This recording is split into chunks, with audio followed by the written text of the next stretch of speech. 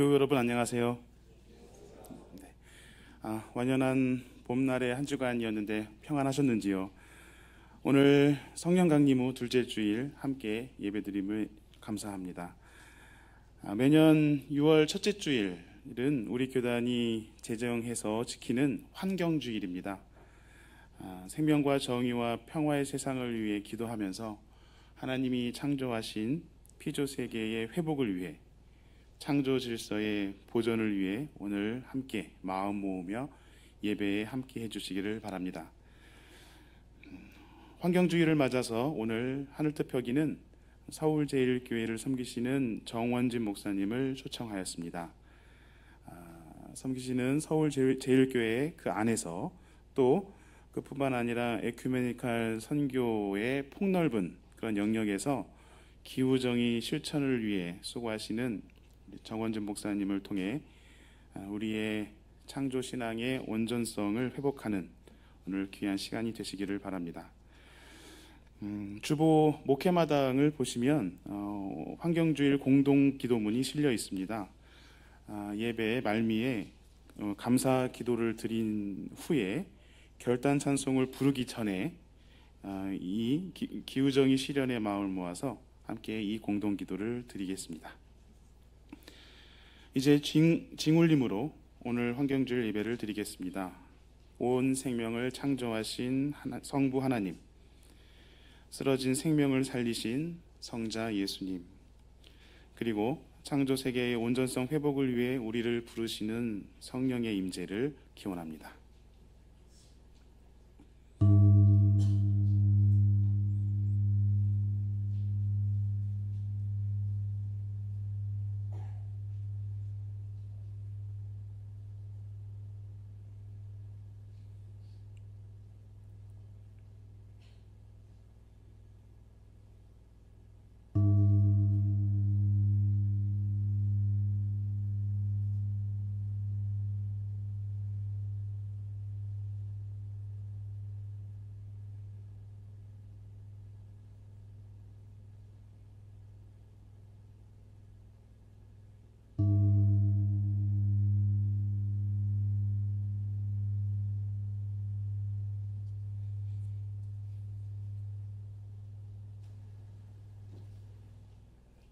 주님, 내가 깊은 물속에서 주님을 불렀습니다.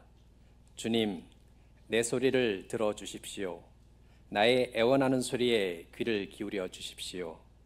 주님, 주님께서 죄를 지켜보고 계시면 주님 앞에 누가 감히 맞설 수 있겠습니까? 용서는 주님만이 하실 수 있는 것이므로 우리가 주님만을 경외합니다. 내가 주님을 기다린다. 내 영혼이 주님을 기다리며 내가 주님의 말씀만을 바란다. 내 영혼이 주님을 기다림이 파수꾼이 아침을 기다림보다 더 간절하다. 진실로 파수꾼이 아침을 기다림보다 더 간절하다. 이스라엘아, 주님만을 의지하여라. 주님께만 인자하심이 있고 속량하시는 큰 능력은 그에게만 있다. 오직 주님만이 이스라엘을 모든 죄에서 속량하신다. 아멘.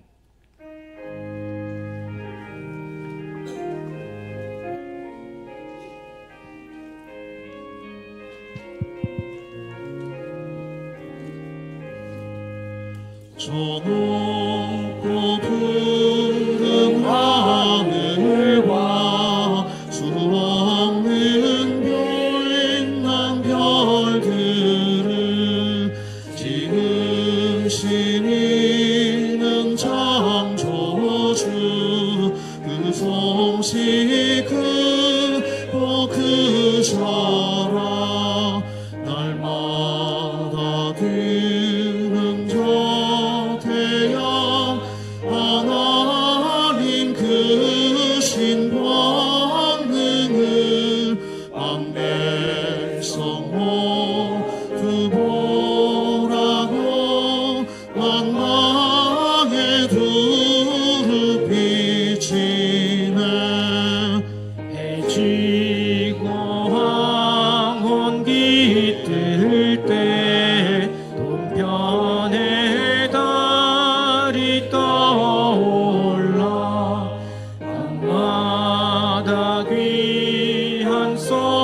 소식을 이 땅에 두루 전하네.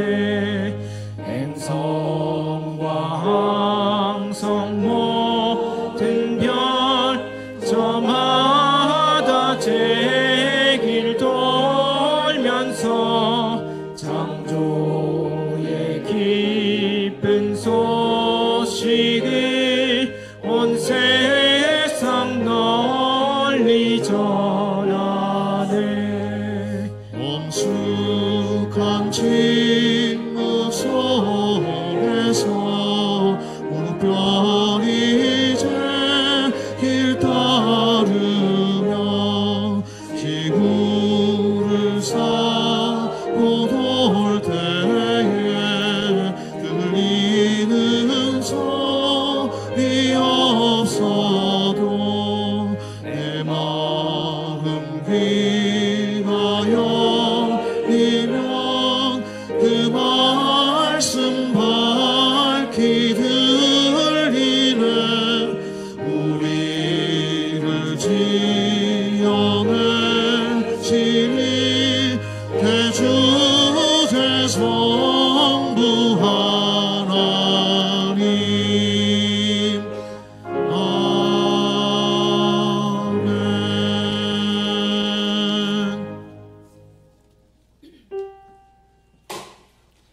깊은 고난 가운데서 제가 주님 부릅니다. 주님이여 내 소리를 귀 들어주십시오. 제가 주님 기다려요. 제 영혼이 기다려요. 주님만을 바랍니다. 제가 주님 바랍니다. 인자하심 구원 능력 주님께만 있으시니 주님만이 이스라엘 근세에서 건지시네.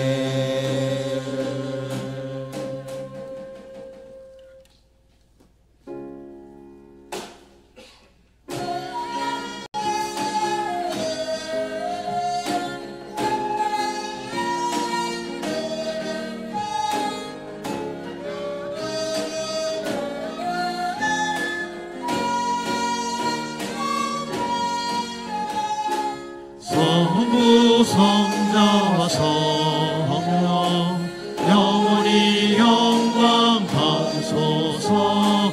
태초부터 지금까지 영광 아멘.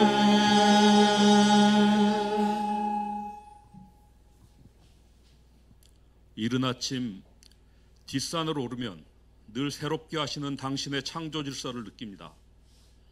걷다 보면 작은 풀잎들이 발목을 만지고 지난밤 밤새 노동했을 거미줄이 머릿결과 얼굴에 엉키고 작은 벌레들은 부산하고 짙어가는 녹음만큼 커져가는 새들의 합창, 진한 숲의 냄새, 보고 듣고 맡고 만지는 모든 느껴지는 것들마다 잔잔히 고맙습니다. 인사 나눕니다. 키 큰 나무 위에 지어진 새의 둥지를 그 속이 궁금해 넝쿨은 거침없이 뻗어오르고 능선 넘어 떠오르는 태양은 무생명과 새날의 기운을 나눕니다. 시편의 기자처럼 천지 지으신 여호와 나의 왕이여 영원 무궁이 지키시리로라도 읊조리며 주님께 감사를 드립니다. 주님, 저희가 부족해 항상 감사하는 마음을 안고 살진 못합니다. 지난 주 초에 이스라엘은 팔레스타인 가자의 라파 피난민촌에 미사일 공습을 퍼부어서 전쟁과 전혀 무관한 아이들과 여성들 수십 명이 죽었고 많은 이들이 중상을 입었습니다. 그리고 다음 날엔 국회에서 해병대원 사망의 진상을 밝히기 위한 특검법이 부결되었습니다. 연이어서 국방의 의무를 감당하던 훈련병의 죽음이 있었고 그의 장례가 애통하게 치러지던 날 대통령이란 자는 술을 먹고 어퍼컷을 하며 한 통속이 되자고 구호를 외쳤습니다. 당신의 창조와 달리 세상의 권력들은 머뭇거림 없이 살육하고 손바닥으로 하늘을 가립니다. 지난 일주일은 안타까움을 안고 살아왔습니다. 민심과 천심을 어기는 자들, 열왕기에서 아합과 이세벨의 만행의 배경인 바알신을 갈멜산에서 엘리야를 통해 응징하신 야훼의 권능을 떠올리며 그런 날이 오기를 기도합니다. 주님 주시는 평화가 인류에 함께하기를, 또한 저희가 그 평화의 도구 되기를 기도합니다. 어제는 새날 청년회의 청년들과 청년신도의 신년신도의 소속 교우들이 라파를 불태우고 민간인 학살을 서슴지 않는 이스라엘 네탄야후와 군 관계자들을 국제형사법정에 전쟁범죄 혐의로 세울 것과 집단 학살을 멈출 것을 거리에서 함께 외쳤습니다. 이어서 퀴어 퍼레이드에 참석해 사랑이 혐오보다 강하다고 외치며 차별 없는 세상을 열기 위한 연대하며 행진했습니다. 세대를 잇는 맞잡은 연대의 손길을 통해 세상의 삶이 하나님 나라를 기다리는 대기실에서의 대기자의 삶이 아니라 이 땅에 임재하시는 하나님 나라를 일구는 공동의 작업자임을 서로 확인했습니다. 인간이 무생명을 향해 가하는 폭력과 억압과 차별이 멈춰지기를 기도합니다.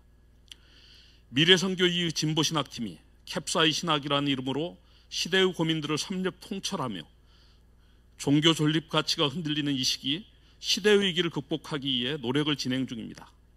그 일환으로 최근에 올라온 장애인 차별 철폐를 위해 행동하는 유진우 장애인 활동가의 인터뷰를 보면 그가 원하는 사회는 누구든 정체성을 이유로 차별과 배제되지 않는 세상, 이사야서에서 비유된 독사굴의 어린이가 손 놓고 사자들과 어린 양이 뛰노는 그런 세상을 위해 쉼없이 활동 중이라고 고백했습니다. 그의 고백 중에 신학 공부 과정과 교회 활동 중에서 겪었던 다양한 차별 등에 대한 이야기는 타인의 애기가 아닌 우리들의 자화상의 일부는 아닌지 두려워하고 성찰합니다. 문명의 이기를 개발한다는 논리와 자본 축적의 욕심으로 당신 지으신 창조물, 생태계를 와해시켜 공존이 불가한 사회를 위해 가속하고 있는 저희의 교만함을 고백합니다. 공존을 공고하시는 당신의 지혜를 읽지 못하고 인간 중심의, 정확히는 자본 중심의 편의적 삶에 익숙한 우리들이 지구별 공동체의 존립을 위협합니다. 공존을 위한 결단, 작고 느리고 불편함을 견디는 용기를 주옵소서. 80년 5월 27일 삼엄했던 경찰의 벽을 넘어 명동의 향린에서는 민주헌법정치 국민운동본부의 발족식이 있었습니다. 암울했던 시기 향린의 선배들에게 당신의 정의를 일깨워 주셔서 독재의 군합발과 총칼에 맞서 민주와 평화를 위한 신앙과 신념으로 뭉치게 하시고 교회의 문을 활짝 열어 민주주의자들과 민중들에게 해방구를 제공해 새하늘 새 땅을 꿈꾸게 해주셔서 고맙습니다. 주님 당신께서 주관하시어 1년 전 이 예배당에서 중공예배를 드릴 수 있어 감사합니다.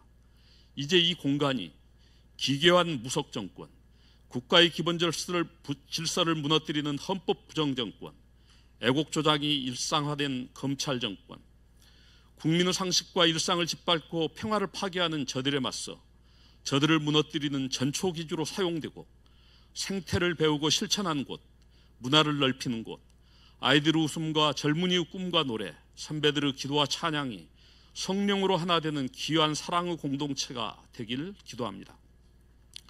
마음이 힘든 이들이 위로를 받고 지친 이들이 힘을 얻는 곳, 당신의 십자가 아래 다소곳 숨어있는 각자의 작은 십자가를 저희가 기억하고 때로는 눈물로 반성하며 담대하고 거룩하게 거듭나는 결단을 다지는 공간이 되기를 기도합니다. 예배 직후에 있을 재직회와 부서원례 등 매 순서마다 이를 위해 기도와 헌신해온 교우들이 있습니다. 일정마다 주님 함께해 주옵소서. 학문과 봉사, 취업과 이민 등으로 해외와 지방에 거주 중인 교우들, 군 복무 중인 교우들, 특별히 몸이 아파 이 자리에 함께하지 못한 교우들, 저희들 각자의 사정과 처지를 주님 아시오니 홀로 두지 마시고 주님께서 친히 벗대어 주옵소서. 향린이 어려웠던 시절 부목회자로 사역하며 향린을 지켜오신 정원진 목사님의 말씀을 통해 저희가 깨우치고 힘을 얻길 원합니다. 예향과 성가대의 가락과 찬양을 주님 받으옵소서. 저희가 드리는 이 예배가 당신께는 영광이 되고 저희에겐 다짐의 시간이 되기를 원합니다. 이제 부족한 저의 입을 닫습니다. 주님께서 친히 말씀해 주시옵소서.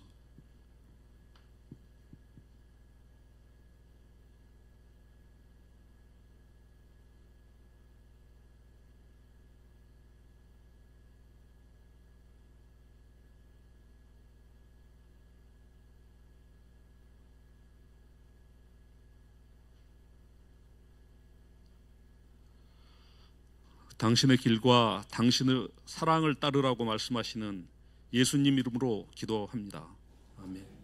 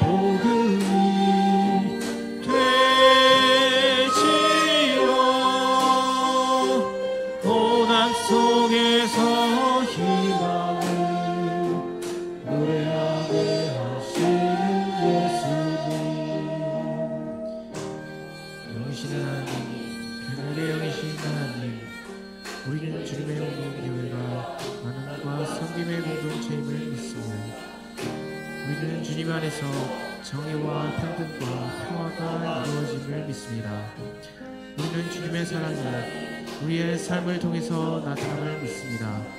우리는 주님의 나라가 우리의 삶 속에서 이루어짐을 믿습니다. 우리는 해방을 위한 주님의 선교 속에서 이루어지는 부활을 믿습니다. 우리는 주님이 보이신 진리 안에서 날마다 새로워짐을 믿습니다.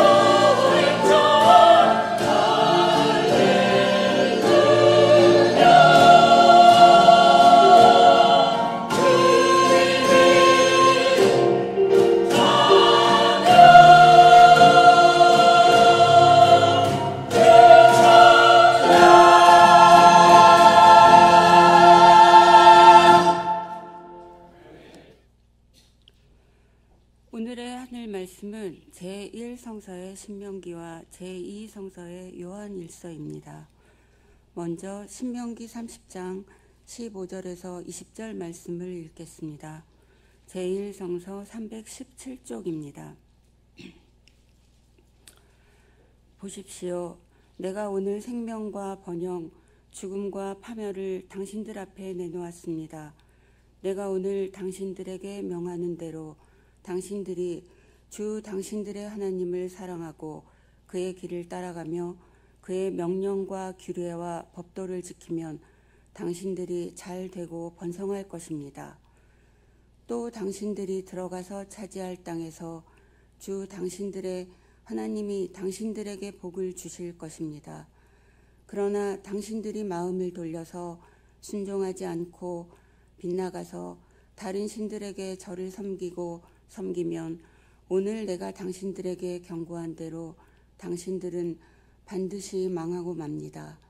당신들이 요단강을 건너서 차지할 그 땅에서도 오래 살지 못할 것입니다.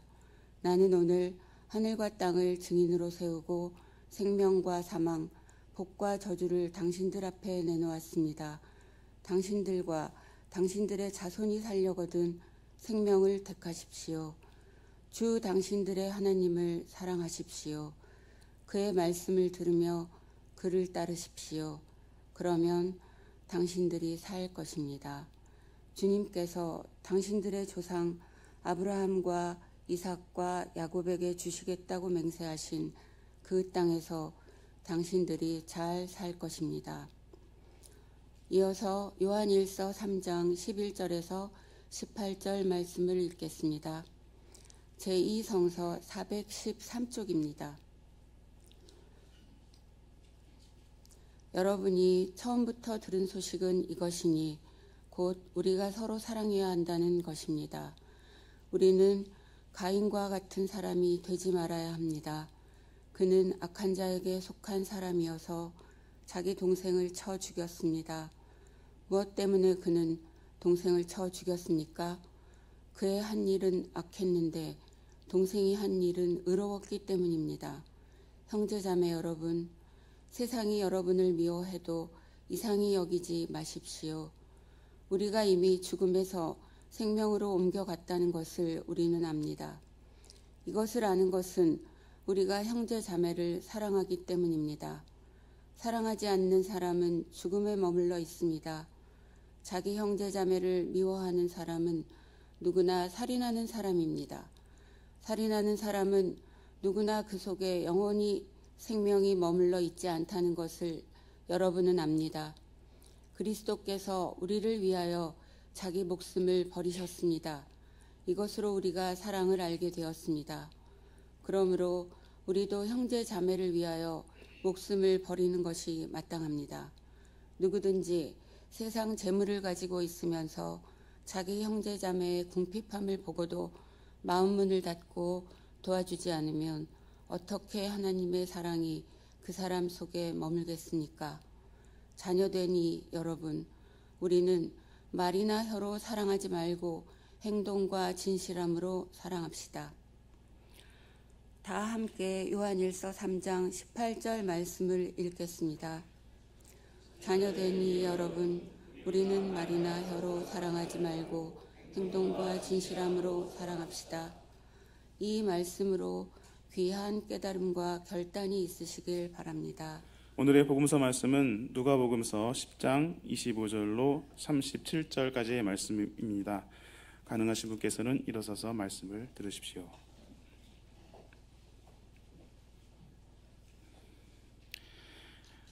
어떤 율법 교사가 일어나서 예수를 시험하여 말하였다.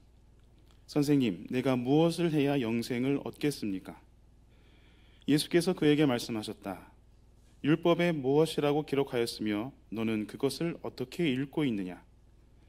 그가 대답하였다. 내 마음을 다하고 내 목숨을 다하고 내 힘을 다하고 내 뜻을 다하여 주 너의 하나님을 사랑하여라 하였고 또 내 이웃을 내 몸과 같이 사랑하여라 하였습니다. 예수께서 그에게 말씀하셨다. 내 대답이 옳다. 그대로 행하여라. 그리하면 살 것이다. 그런데 그 율법 교사는 자기를 옳게 보이고 싶어서 예수께 말하였다. 그러면 내 이웃이 누구입니까? 예수께서 대답하셨다. 어떤 사람이 예루살렘에서 여리고로 내려가다가 강도들을 만났다. 강도들이 그 옷을 벗기고 때려서 거의 죽게 된 채로 내버려 두고 갔다. 마침 어떤 제사장이 그 길로 내려가다가 그 사람을 보고 피하여 지나갔다. 이와 같이 레위 사람도 그곳에 이르러 그 사람을 보고 피하여 지나갔다. 그러나 어떤 사마리아 사람은 길을 가다가 그 사람의 있는 곳에 이르러 그를 보고 측은한 마음이 들어서 가까이 가서 그 상처에 올리브 기름과 포도주를 붓고 싸맨 다음에 자기 짐승에 태워서 여관으로 데리고 가서 돌보아 주었다. 다음 날 그는 2 데나리온을 꺼내어서 여관 주인에게 주고 말하기를 이 사람을 돌보아 주십시오. 비용이 더 들면 내가 돌아오는 길에 갚겠습니다 하였다. 너는 이 3 사람 가운데서 누가 강도 만난 사람에게 이웃이 되어 주었다고 생각하느냐? 그가 대답하였다. 자비를 베푼 사람입니다. 예수께서 그에게 말씀하셨다. 가서 너도 이와 같이 하여라. 이는 주님의 말씀입니다.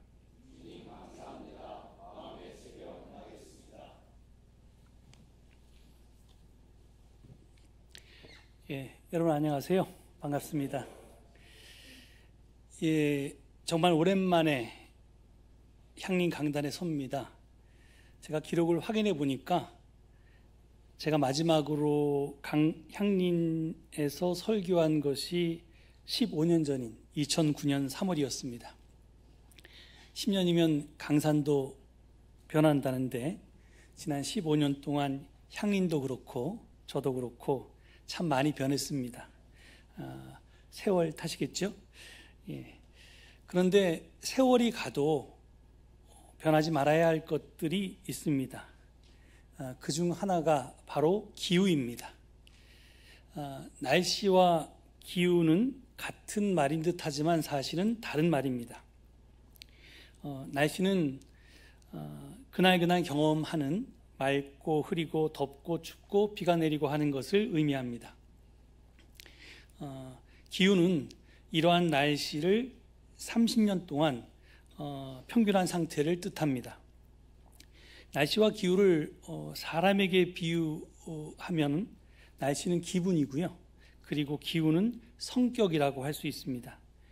우리가 살다 보면 기쁠 때, 슬플 때, 또 화날 때가 있습니다. 이렇듯 기분은 그때그때 상황에 따라서 달라지는 것입니다. 이처럼 날씨도 우리 기분처럼 달라지는 게 정상입니다. 그런데 기후는 성격이라고 했는데요. 이건 잘 바뀌는 것이 아닙니다.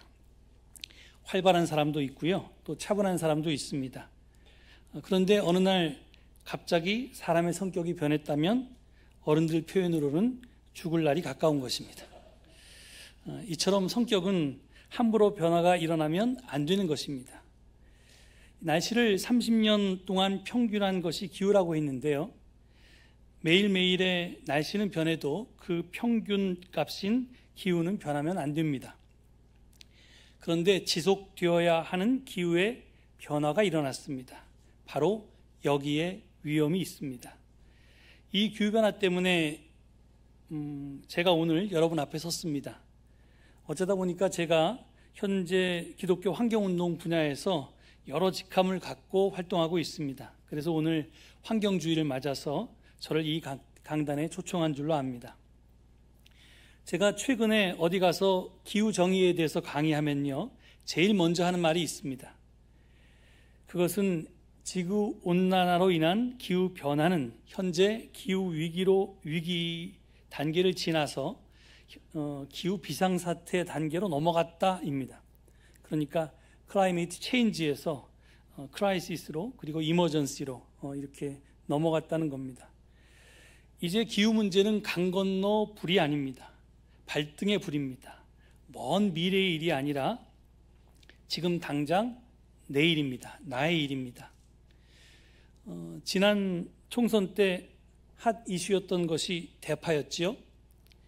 이 밖에도 금사과, 금배, 금수박 등 농산물 가격 폭등이 계속되어서 문제입니다. 매스컴은 그 이유를 여러 가지로 설명합니다. 생산량 감소 때문이다, 불합리한 유통구조 때문이다 등등. 하지만 기후과학자들은 진짜 이유를 이렇게 설명합니다. 날씨가 미쳤기 때문이다. 겨울에는 따뜻하고요, 봄에는 기습적인 한파가 몰아칩니다. 여름에는 극단적인 폭염이 계속되고 긴 장마가 가을까지도 이어집니다. 그래서 탄저병이 생겨서 사과가 연글지 못하고 못 먹게 되고, 그리고 대파 농사도 갑자기 온 한파 때문에 얼어서 수확량이 감소했습니다. 이러한 극단적인 날씨가 우리의 농업을 위협하고요, 이에 따른 작황부진 때문에 농산물 가격이 폭등한 것입니다. 그런데 이것은 우리나라만의 문제가 아닙니다. 지난해 전 세계는 유례없는 자연재해에 시달렸습니다.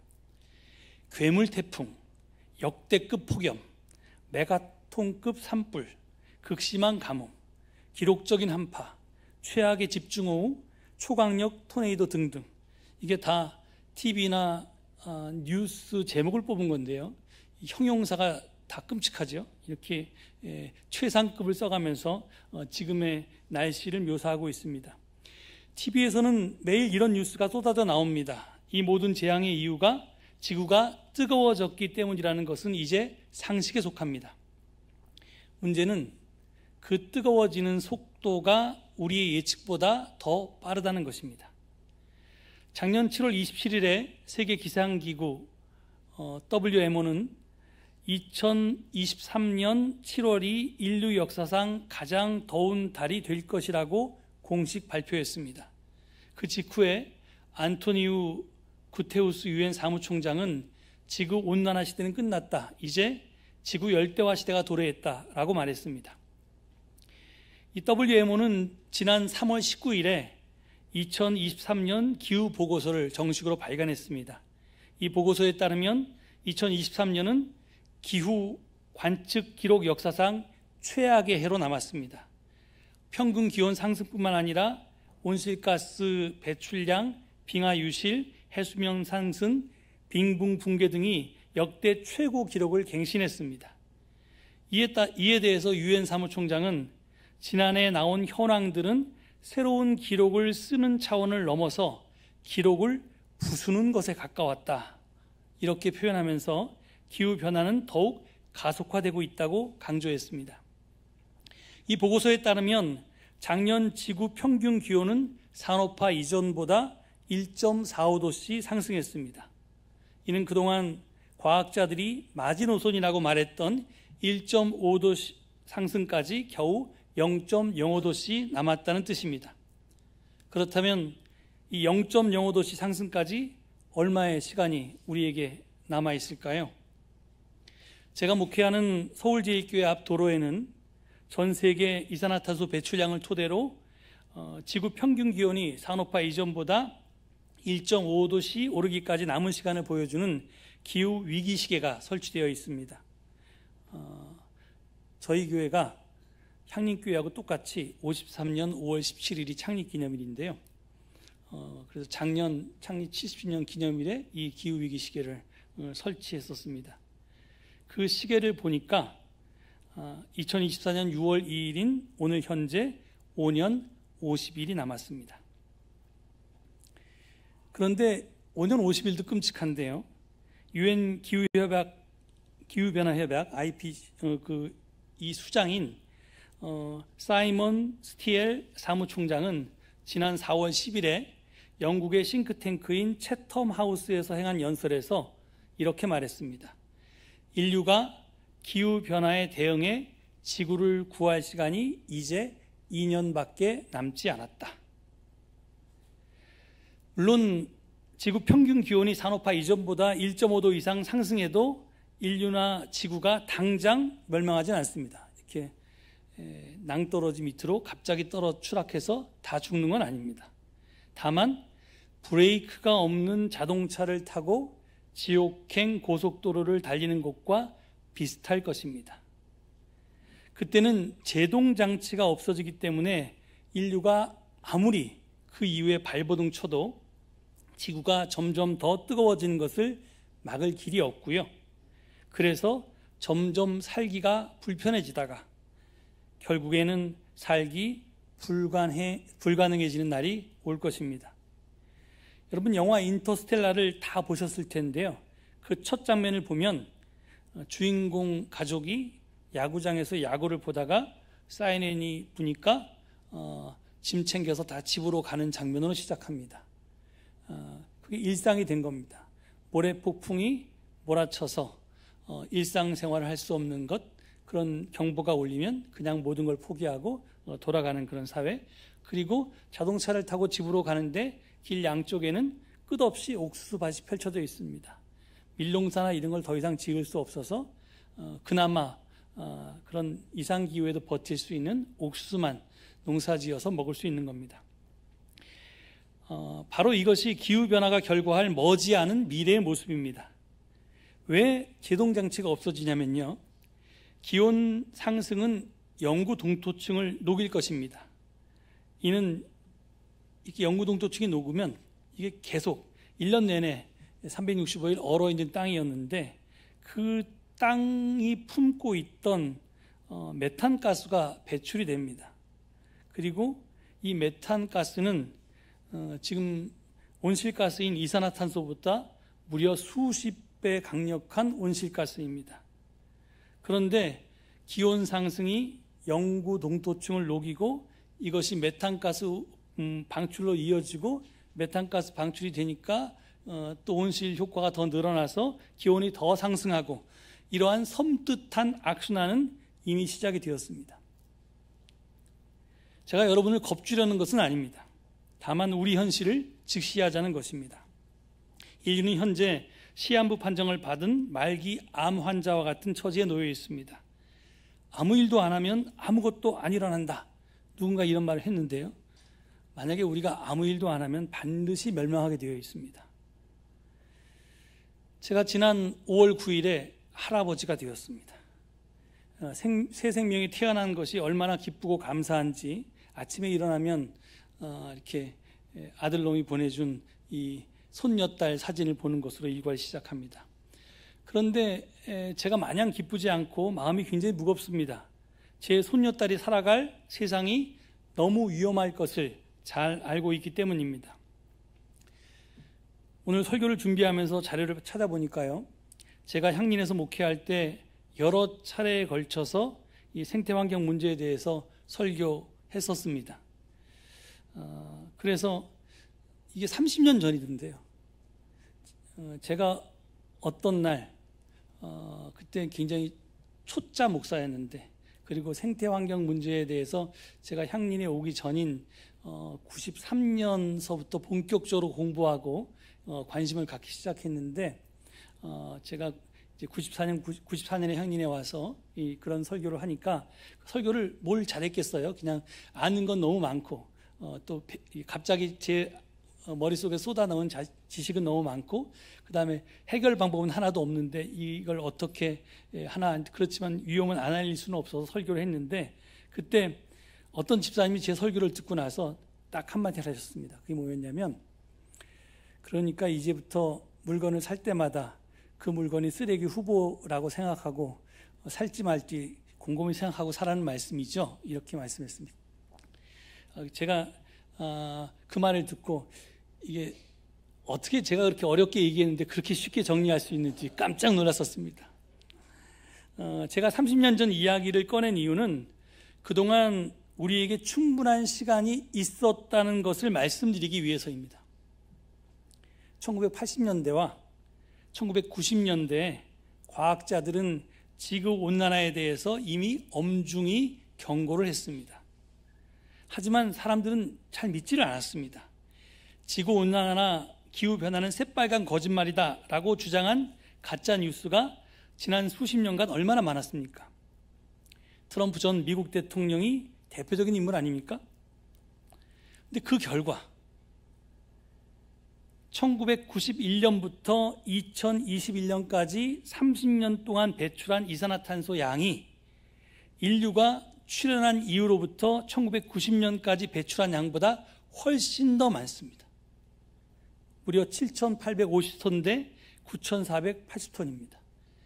만약에 1980년대, 90년도에 과학자들이 했던 경고를 따랐다면, 그래서 그때부터 온실가스 배출을 줄였다면 오늘 같은 일이 벌어지지 않았을 것입니다. 그래서 인류는 아까운 시간을 낭비했고요. 지금 벼랑 끝에 서 있는 것입니다. 이 끔찍한 사실을 영화 Don't Look Up은 풍자적으로 고발하고 있습니다. 여러분 이 영화를 보셨는지 모르겠어요. 지난 2021년 12월에 넷플릭스와 극장에서 동시에 개봉했었는데요. 이 영화는 지구를 향해 돌진하는 거대 혜성의 충돌 위기를 소재로 해서 이 절체절명의 위기 앞에서 정치인들이, 언론인들이, 기업인들이, 그리고 대중들이 어떻게 반응하는지를 날카롭게 비판하고 있습니다. 이 감독인 아담 맥케이는 IPCC, 기후변화에 관한 정부 간 협의체의 보고서를 보고 이 문제를 해결하기 위해서 내가 뭔가를 해야겠다라고 생각해서 만든 영화가 바로 이 Don't Look Up이라고 하는 그런 영화라고 했습니다. 이 영화는 사람들이 이제 처음에는 천문학자만 천체만원경으로 혜성을 관찰할 수 있었지만 그 천문학자가 그걸 발견하고 이게 궤도를 계산해 보니까 지구를 향해서 온다는 걸 알게 되고, 그래서 뭐 정부나 언론이나 온갖 방법을 다 써가면서 이 위험을 사람들한테 알리려고 했지만 그게 다 무산됩니다. 그러다 나중에는 드디어 눈으로 보이기 시작합니다. 밤하늘을 쳐다보면 혜성이 내려와요, 이렇게. 그래서 지구를 향해서 오는데 매일매일 점점 가까워오는데 이 혜성이 매일 지구로 더 가까이 접근하는 것을 보고도 못 본 척 외면하면서 아무 행동도 하지 않은 현실을 Don't look up, 그러니까 위를 쳐다보지 마세요 라는 말로 풍자하고 있습니다. 그 결과 이 영화의 끝은 전 인류가 혜성 충돌로 멸망을 하는 것으로 끝납니다. 한국기독교협의회와 기독교 환경운동연대가 정한 2024년 환경주일 주제는 행함과 진실함으로 녹색의 희망을입니다. 주제 성구는 오늘 우리가 함께 읽은 요한일서 3장 18절 말씀이고요. 이 말씀으로 충분한데 향림교회의 관례를 따라서 제가 신명기 말씀과 누가복음 말씀을 추가했습니다. 신명기 말씀은 모세가 가나안 진입을 앞둔 이스라엘 백성들에게 한 설교입니다. 모세는 생명과 죽음 가운데 생명을 택하라고 당부합니다. 그리고 그 방법은 하나님의 말씀대로 사는 것이라고 일러줍니다. 달리 말하면 하나님 사랑과 이웃 사랑을 실천하며 살라는 것이었습니다. 이것은 오늘 우리에게도 여전히 유효한 명령입니다. 그렇지만 그동안 우리 인간들은 이 명령을 따르지 않았습니다. 지구 생태계를 이웃이 아니라 인간이 마음대로 해도 되는 개발의 대상으로만 여겨왔고, 그 결과가 바로 지금 기후위기 현실입니다. 누가복음은 유명한 선한 사마리아 사람의 비유입니다. 제가 이 비유를 본문으로 고른 이유는 지금 지구 생태계의 형편과 처지가 마치 강도를 만나서 거의 죽게 된 사람처럼 보였기 때문입니다. 이 본문에는 율법교사와 예수님 두 사람이 등장합니다. 율법교사는 예수님에게 계속해서 질문을 던집니다. 내가 무엇을 해야 영생을 얻을 수 있겠습니까? 내 이웃이 누구입니까? 그런데 예수님은 이 율법교사에게 질문만 하지 말고 생각만 하지 말고 이웃 사랑을 행하라고 말씀하십니다. 네 대답이 옳다. 그대로 행하여라. 그리하면 살 것이다. 가서 너도 이와 같이 하여라. 이렇게 계속 말씀합니다. 지구 생태계와 인류가 기후위기로 거의 죽게 된 지금 크리스천들이 해야 할 일은 선한 사마리아 사람이 그랬듯이 강도 만나 죽어가는 사람에게 당장 달려가서 그 생명을 살리는 일입니다. 그렇습니다. 지금 우리에게 필요한 것은 생각이 아니라 행동입니다. 이제 기후위기는 대비해야 할 문제가 아니라 당장 대응이 필요한 발등의 불이기 때문입니다. 요한 1서의 메시지도 똑같습니다. 사랑은 말로 하는 것이 아닙니다. 생각으로 하는 것도 아닙니다. 행동으로 해야만 합니다. 그리고 21세기의 최고의 이웃사랑은 탄소 중립을 실현해서 나도 살고 내 가족도 살고 내 이웃도 살고 지구 생태계와 인류도 살게 하는 것이라고 저는 생각합니다.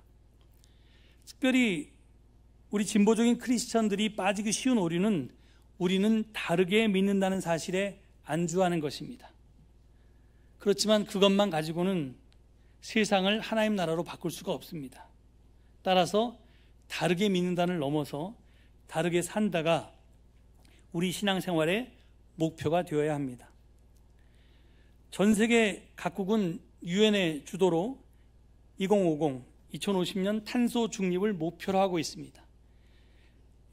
2050년까지 탄소 중립을 달성해도 2100년까지는 계속해서 지구 평균 온도가 올라갈 것이고요.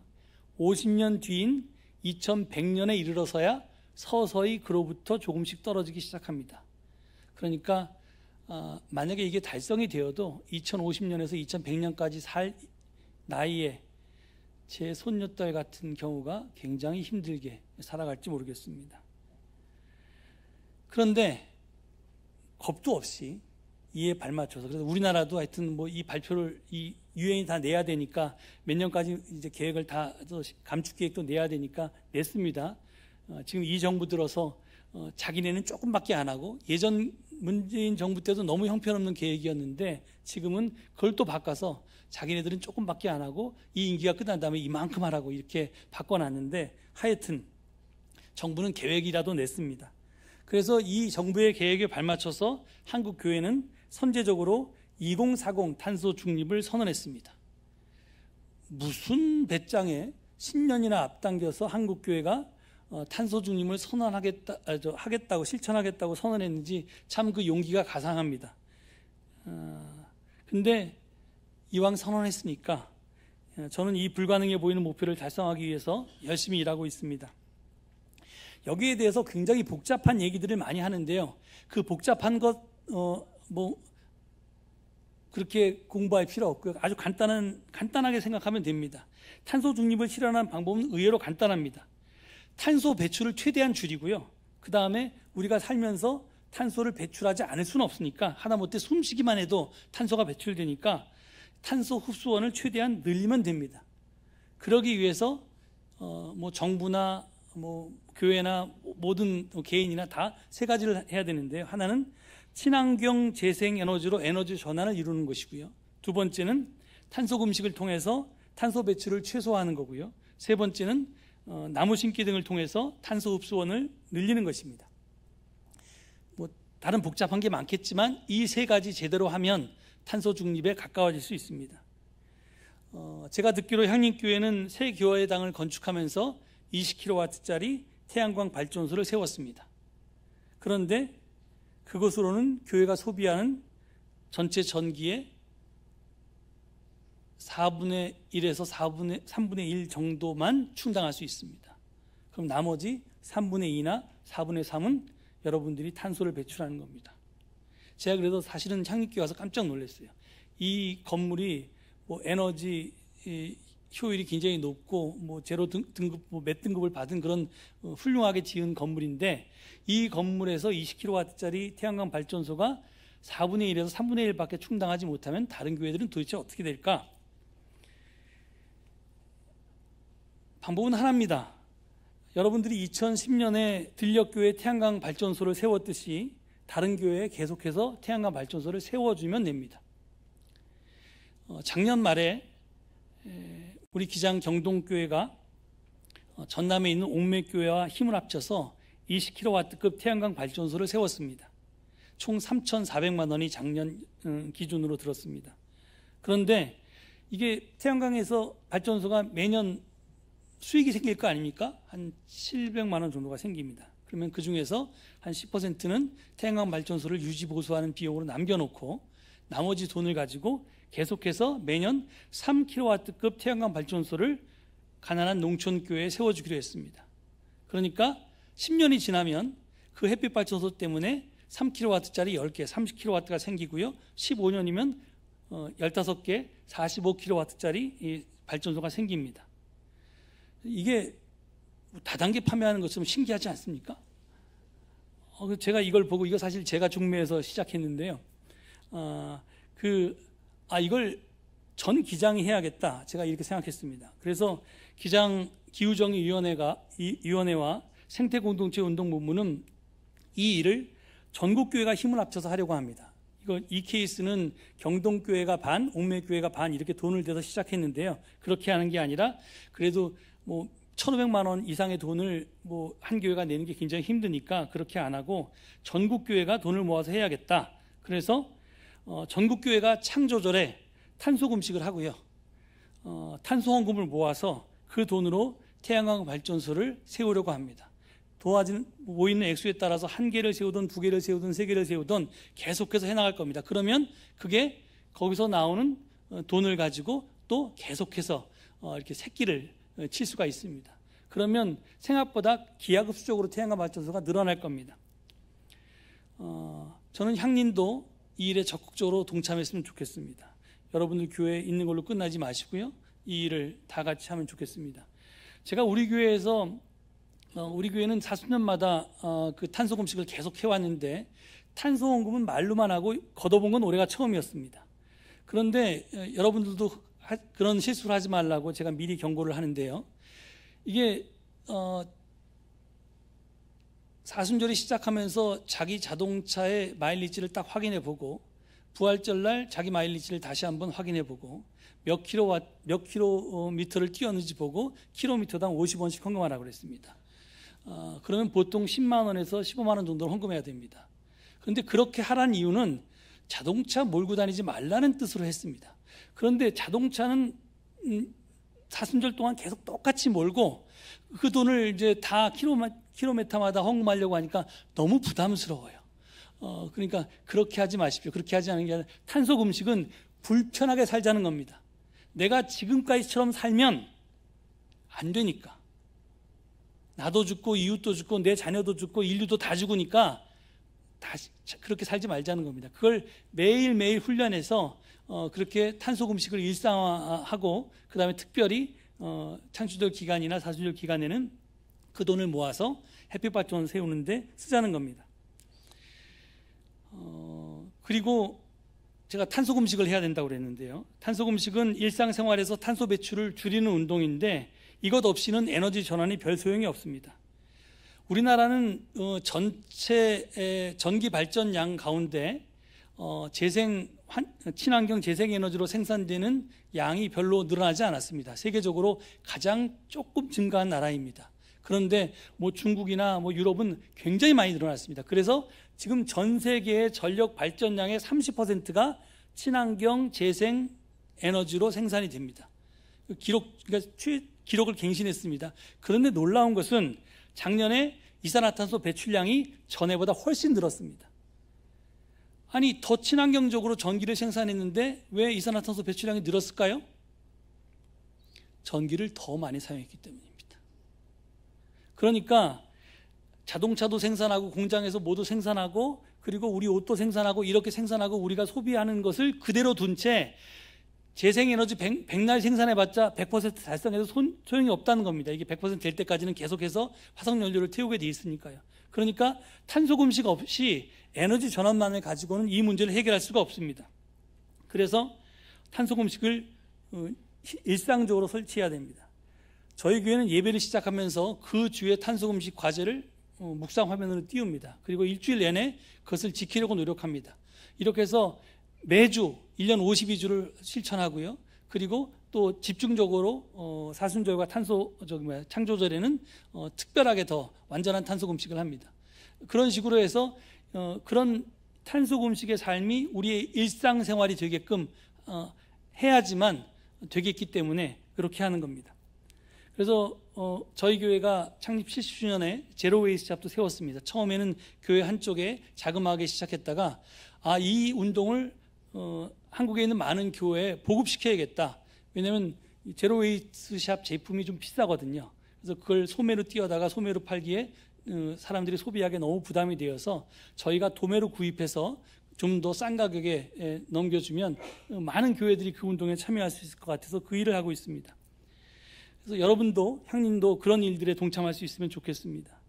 그리고 향림교회는 몽골에 나무 심기를 열심히 하시는 걸로 알고 있는데 그것 계속해서 열심히 심으시면 됩니다. 그래서 에너지 전환을 이루고 그 다음에 탄소 금식을 일상화하시고 그리고 열심히 나무 심으시고 이것 하면서 이 교회의 탄소 중립을 이뤄 나가시고 여러분 가정도 탄소 중립을 이뤄 나가시면 됩니다. 여러분 잘 아는 2003년생 청년 기후활동가인 스웨덴의 그레타 툰베리가 세계 지성들과 함께 지난 2022년에 기후책 클라이메이트 북이라고 하는 책을 출판했습니다. 우리나라에도 번역돼서 나왔는데요. 그 책에서 툰베리가 이렇게 말합니다. 이제는 이것저것 가릴 때가 아니다. 우리가 할 수 있는 모든 행동을 해야 한다. 의미 있는 기후행동을 하려면 많은 것을 바꿔야 한다. 그러나 근본적으로 따져보면 우리가 바꿔야 할 가장 중요한 것은 우리 자신이다. 희망은 우리가 만들어야 하는 것이다. 얼마 전에 2024년 환경주일 연합예배가 열렸습니다. 거기에서 산돌학교 학생들이 불렀던 노래를 듣고 제가 굉장히 은혜를 받아서 여러분들께 소개하고자 합니다. 제목은 우리의 하루인데요. 검색해서 찾아보니까 Simple Life라고 하는 미얀마 노래를 2016년에 하자 작업장 학교라고 하는 대안학교 학생들이 번안해서 부르기 시작했고요. 그래서 지금 현재는 많은 대안학교에서 이 학교 저 학교에서 불리고 있는 대히트곡이 되었습니다. 근데 그 가사가 너무나 감동적입니다. 제가 한번 읽어드리겠습니다. 이 세상이 어둡고 너무나 아프고 답답해도 나는 눈을 감지 않고 마주할 거야. 이 세상에 나 하나가 눈부신 해가 되지 못해도 우리가 모이면 밝힐 수 있어.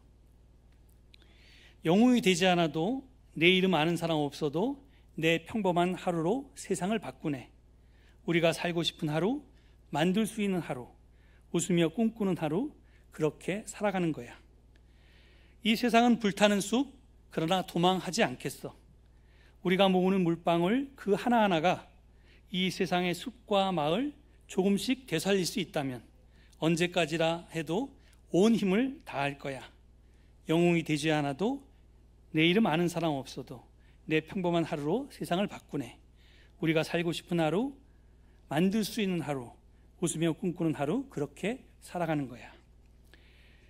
이 노래를 부른 청소년들은 우리 기성세대가 망가뜨려 놓은 현재 지구에서 살아가면서 결코 희망을 잃지 않고 꿋꿋하게 현실을 직시하면서 힘 합쳐서 이겨내겠다고 노래 부르고 있습니다.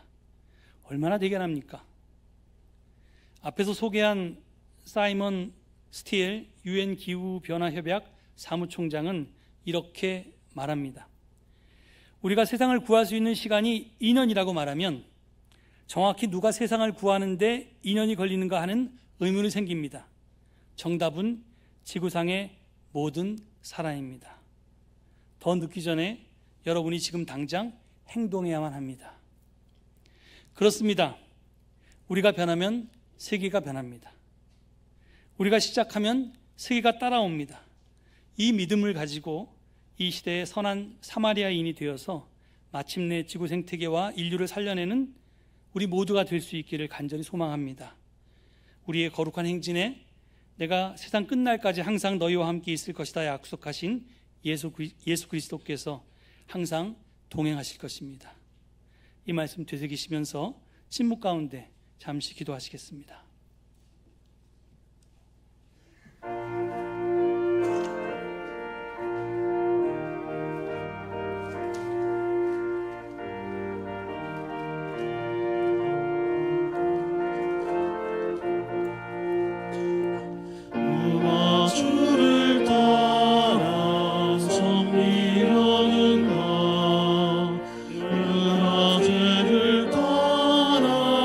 주만 따르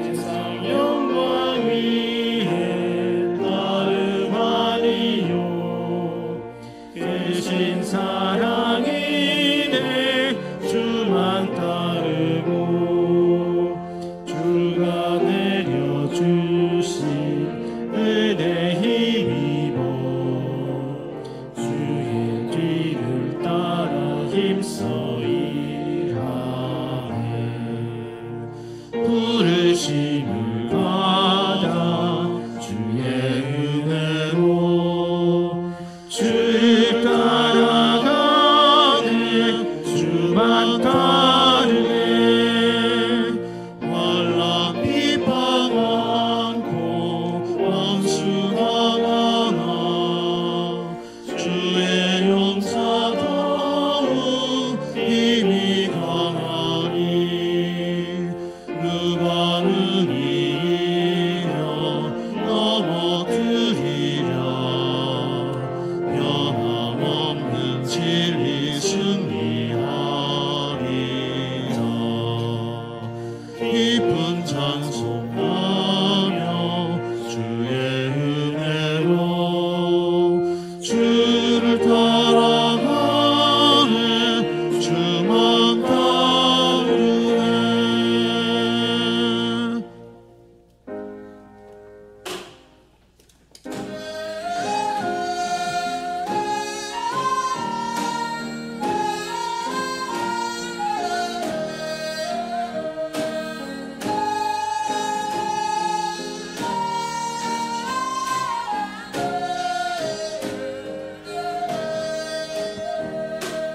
기쁨으로 바치니 주시니 감사합니다 모든 것 하나님 주신 것 기뻐히 받으소서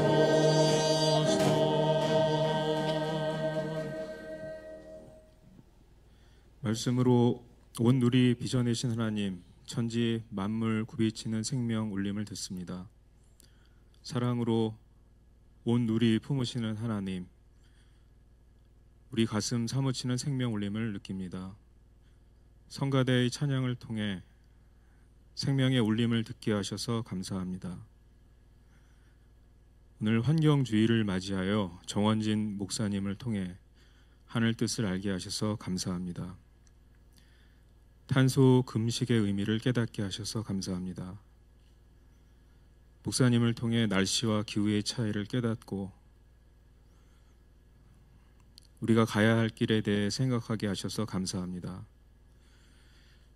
하나님께서는 지금 이 시대에 과학자들과 환경운동가들을 통해 말씀하고 계십니다.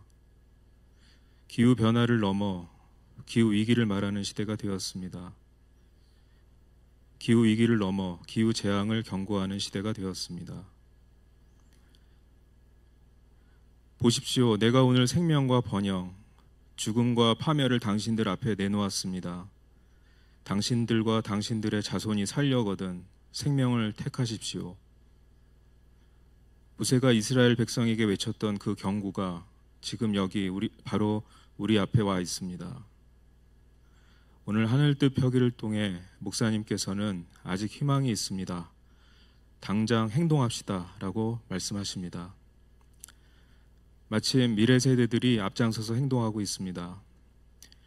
2020년 3월 13일 세계보건기구가 코로나 팬데믹을 선언한 이틀 후에 청소년 기후행동은 기후위기 방관은 위헌이라며 기후소송을 제기했습니다.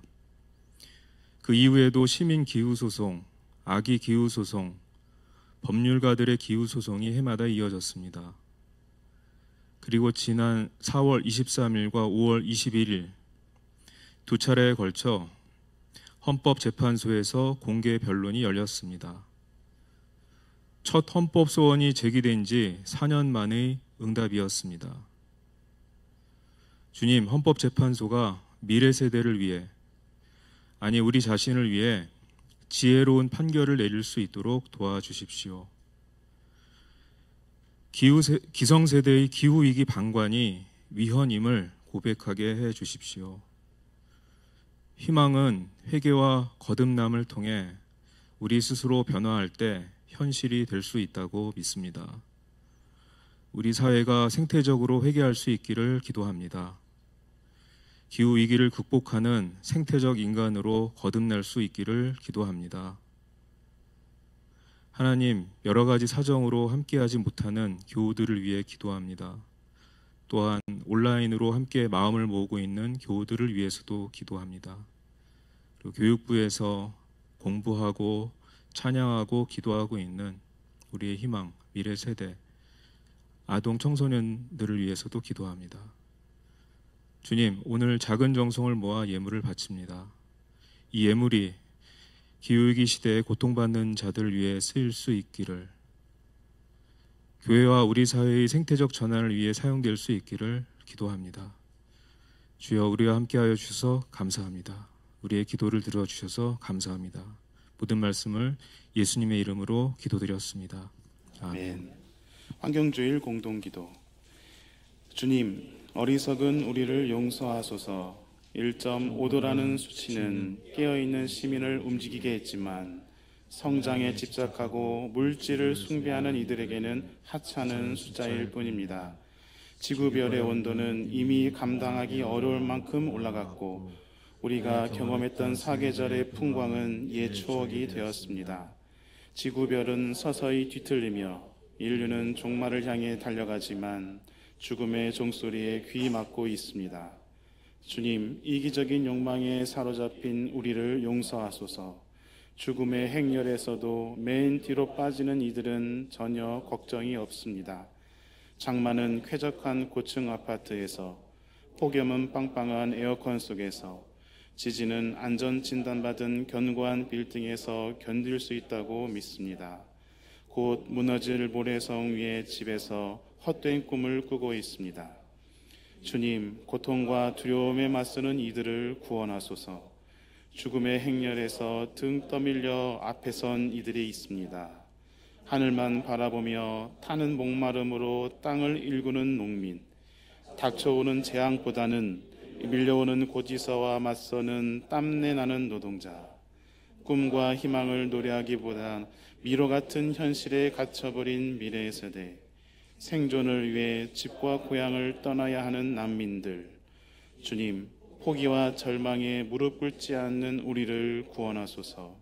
우리는 스스로 창조자가 되도록 창조된 존재임을 잊지 않게 하소서.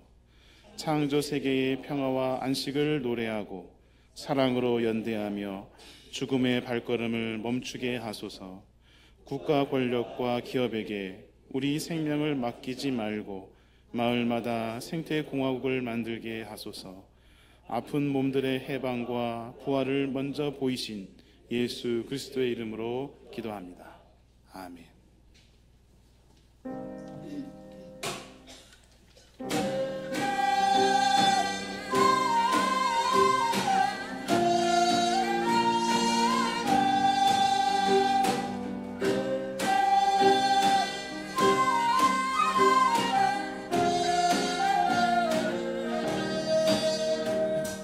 맨 처음 세상 만드셨을 때 그때로 돌아갑시다.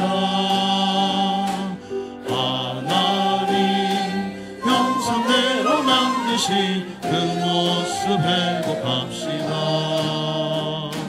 성도들은 춤을 추며 물결들은 성벽지면서 전도돼서 회복하는 새 희망 가슴 설레며 세상 다시 만드실 때에 기꺼이 동참합시다. 흙먼지 땅투성이 되도록 열심히 동참합시다. 노랫소리 신명나게 덩실덩실 춤을 추면서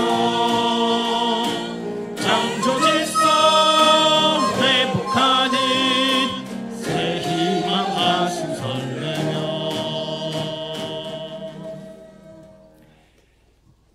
기후위기로 지구 생태계와 인류가 백척간두에 서 있습니다. 하지만 포기하거나 외면하지 말고 현실을 직시하십시오. Don't look up 하지 마십시오. 내가 바뀌면 주변이 바뀌고 사회가 바뀌고 마침내 세상이 바뀔 수 있습니다. 아직 희망이 있습니다. 여러분이 바로 희망입니다. 지금 당장 행동에 나서십시오. 함께 축복의 기도를 나눕시다.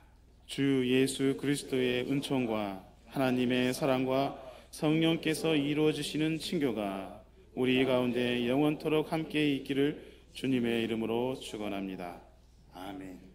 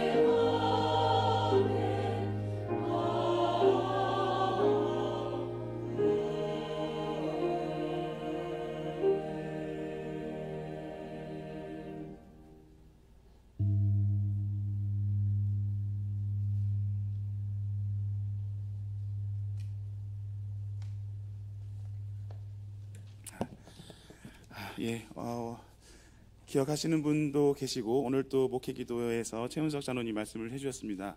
오늘로써 우리가 우리 이 교회에 입당한 지 1년째가 되는 날입니다. 작년 6월 둘째 주에 저희가 입당 예배를 드렸으니 이제 1년을 이제 채우 오늘인데요. 그동안 우리 교회가 입당하고 정착하고 다시 자리 잡기 위해서 그동안 많은 노력들을 해왔고 여러분들이 같이 합력을 해 주셨습니다. 앞으로 이제 이곳에서 1년을 지내고 나서 우리가 그동안 해오지 못했던 가슴에 품고만 있었던 그런 선교 사역들을 더욱더 힘차게 해나갈 수 있도록 더욱더 마음 모아주시고 함께 해주시면 감사하겠습니다. 특별히 오늘 말씀을 통해서 많은 은혜 주셨는데 우리 생태정의, 기후정의 실현을 위한 구체적인 실천 이런 계획들, 실천 다짐들을 만들어 나가는 우리 교회가 되었으면 좋겠습니다. 그리고 오늘 환경주의를 맞아서 우리 성가대와 예양이 정말 아름다운 찬송을 해주셨습니다. 저도 이제 에큐메니칼 진영 교회 밖에서 활동하다 보면 오늘 불러주셨던 그 찬양이 굉장히 잘 불려지고 좋은 노래로만 기억하고 있는데 오늘 성가대에서 다시 해석해 주시고 또 예양이 함께 해주셔서 너무 아름다운 찬양을 들려줘서 너무 감사합니다. 감사의 박수를 좀 드리고 싶습니다. 그리고 그동안 우리 지금까지 피아노 반주를 해주셨던 우리 이한나 집사님이 지금 팔이 잠깐 좀 불편하셔서 이번 한 달 동안은 우리 정미애 교우님 이렇게 오시려면은 먼 길 오셔야 되는데 오늘 한 달 수고해 주시겠습니다. 감사합니다. 안녕하십니까. 성령 강림주 둘째 주일이고 환경주일 예배 참석해 주신 모든 분들 환영합니다. 주변에 보시면 60민주항쟁 기념주일이라고도 되어 있는데 사실은 우리가 지금 정권을 보면 제2의 60민주항쟁이 필요한 상황인데 그런 간절함 때문에 한 주간 잘못 표기가 됐습니다. 60기념항쟁 주일은 다음 주에 기념하도록 하겠습니다. 오늘 아마 예배에 오시는 길에서 보셨겠지만 날씨가 너무나 좋습니다. 이런 좋은 날씨인데도 불구하고 또 지구상의 한쪽에서는 기후 재앙을 맞고 있다는 사실이 너무나 안타까운데요. 오늘 이런 환경주의를 맞이해서 이렇게 저희 교회 방문해서 설교를 해주신 정원진 목사님께 다시 한번 감사의 박수 부탁드립니다.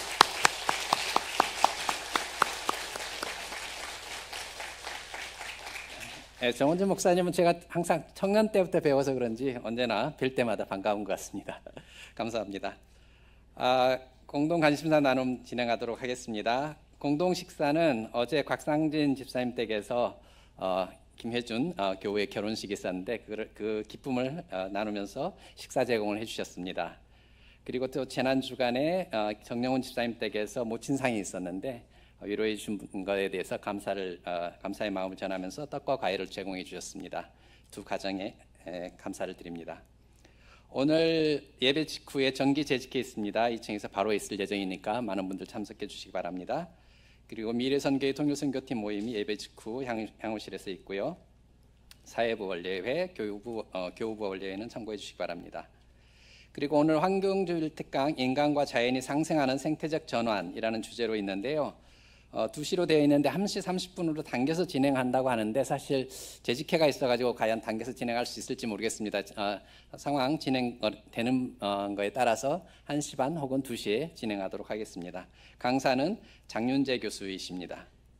그 다음에 안병무 도서관 워크숍이 오후 3시 안병무 도서관 3층에서 있을 예정입니다.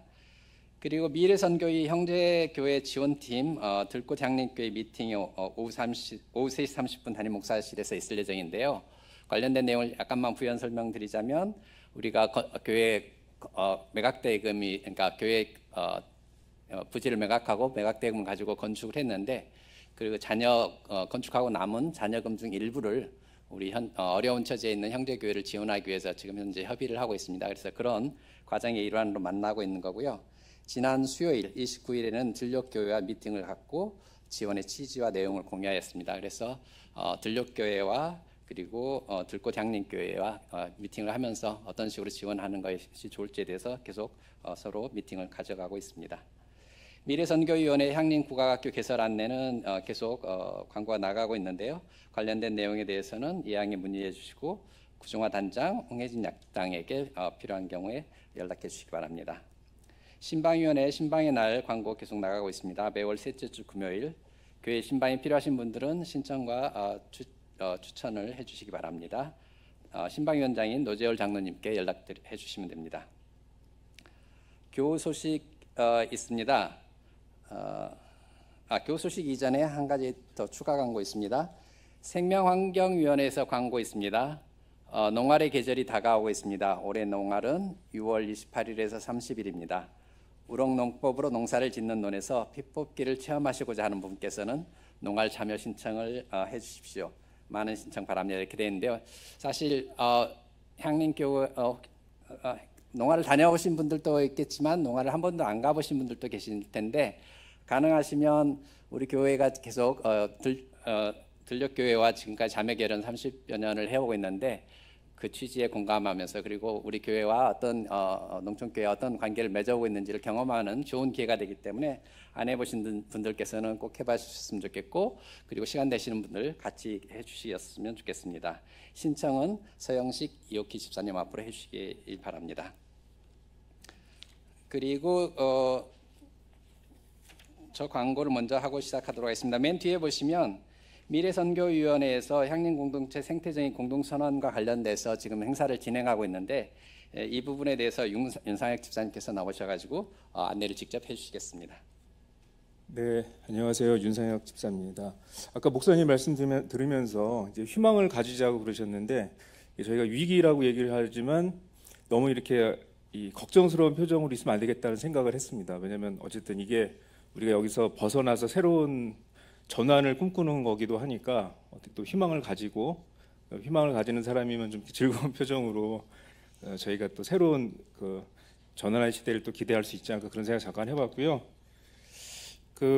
저희 주보 맨 마지막에 보시면 그 내용 잠깐 안내하려고 나왔습니다. 그리고 제가 그 향림교회 저희 전체 텔방에도 웹자보를 올렸습니다. 그 웹자보의 내용이 더 자세한 내용인데요.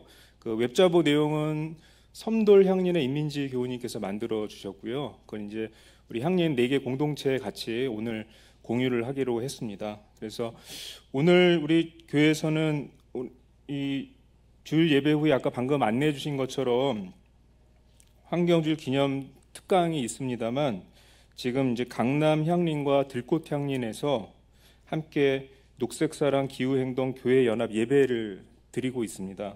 그리고 거기 이제 섬돌 향림에서도 일부가 함께 참여하셔서 함께 예배를 드리고 있는 것으로 알고 있고요.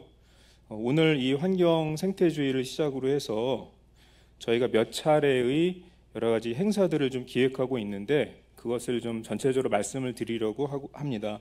그래서 6월 30일 날 저희가 지금 작년부터 70주년 기념 사업의 일환으로 이 생태정의 공동선언을 추진하고 있습니다. 그 생태정의 공동선언의 초안을 가지고 저희들이 이것을 어떻게 완성하고 그리고 이 생태정의 공동선언을 우리가 함께 실천해 나갈지 1차 집담회를 우리 향림교회 향후실에서 하게 됩니다. 그런데 집담회 전에 이 환경 다큐멘터리 영화 김진열 감독님의 마주보다라는 영화를 한 40분에서 한 45분 정도 저희가 그 공동체 상영 관람을 하고 이어서 저희가 집담회를 하려고 하고 있습니다.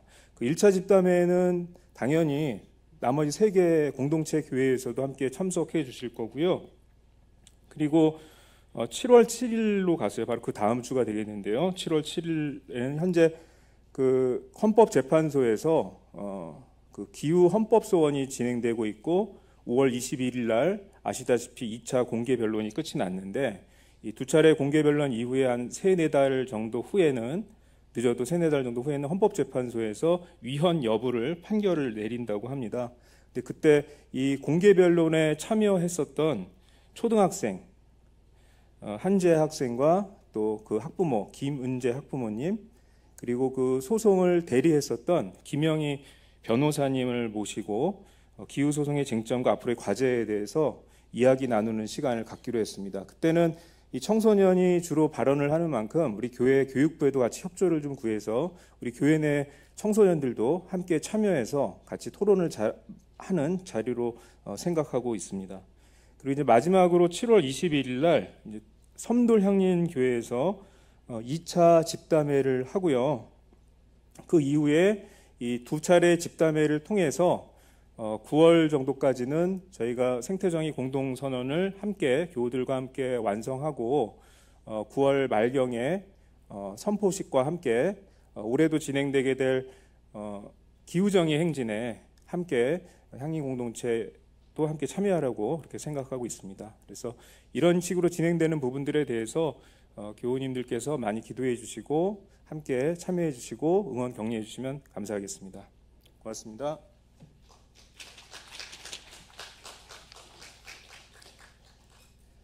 예, 이 광고 기속하기 전에 여러분들의 격려가 필요한 분을 소개해 드리겠습니다. 이은주 목사님 오셨습니다. 맨 뒤에 계시는데요. 무릎 수술을 회복하는 중에 계신데 힘을 낼 수 있도록 박수 다 같이 부탁드립니다.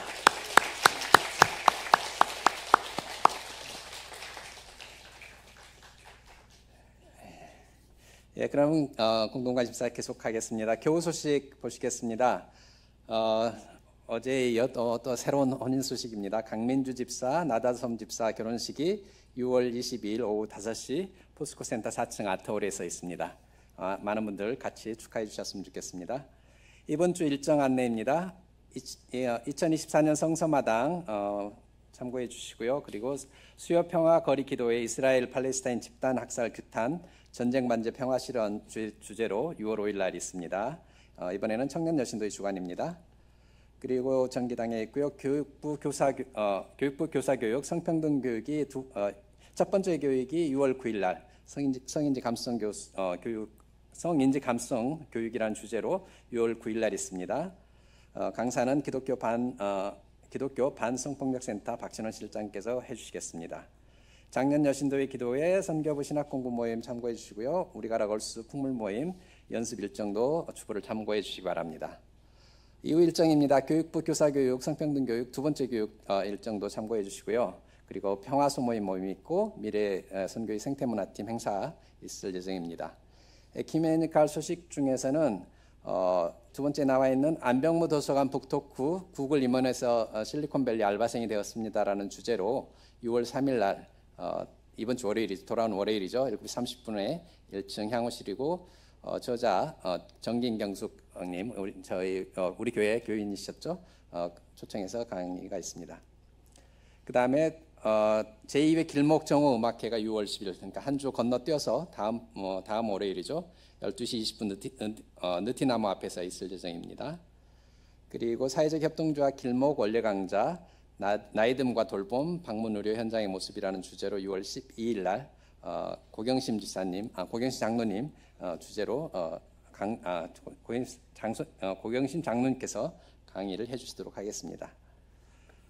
다른 광고들은 주보를 참고해 주시고요. 그리고 예, 광고는 거의 다 된 것 같습니다. 다만 몽골 나무 심기 44그루가 진행되고 있는데 원래 300그루였는데 올해 100그루로 줄인 거니까 이 부분에 대해서 100그루 이상 달성될 수 있도록 아까 설교에서도 말씀해 주셨듯이 세 가지 실천 사항이 있었죠. 하나는 탄소를 금식하고, 두 번째는 에너지 전환을 이루고, 세 번째는 나무를 심는 것. 그 세 번째 과제 중에 하나가 나무 심기니까 몽골 나무 심기에 많은 교우분들의 참여가 있기를 부탁드립니다.